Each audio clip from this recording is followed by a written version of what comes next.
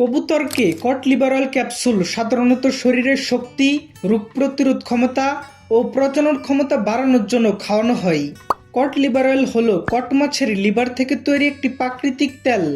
এই তেলে প্রচুর পরিমাণে omega 3 fatty acid, vitamin A এবং ভিটামিন ডি থাকে।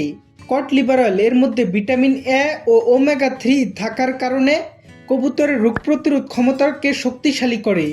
এর মধ্যে থাকা ভিটামিন ডি ক্যালসিয়ামের শোষণ বাড়ায়, ফলে হাড় শক্ত হয়, বাচ্চা কবুতরের বৃদ্ধি ভালো হয়, কবুতরের পালক সুন্দর ও চকচকে করে।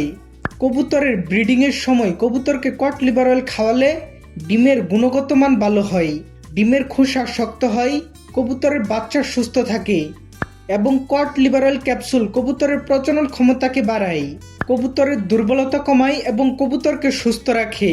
কবুতরকে কট লিভার অয়েল খাওয়ানোর সঠিক নিয়ম হলো 1 কেজি খাবারের সাথে 5 মিলি কট লিভার অয়েল খাবারের সাথে ভালো করে মিশিয়ে তারপর খাওয়াতে হবে, অথবা একটি কবুতরকে একটি কট লিভার অয়েল ক্যাপসুল প্রতি সপ্তাহে 2 দিন খাবারের সাথে ভালো করে মিশিয়ে তারপর খাওয়াতে হবে।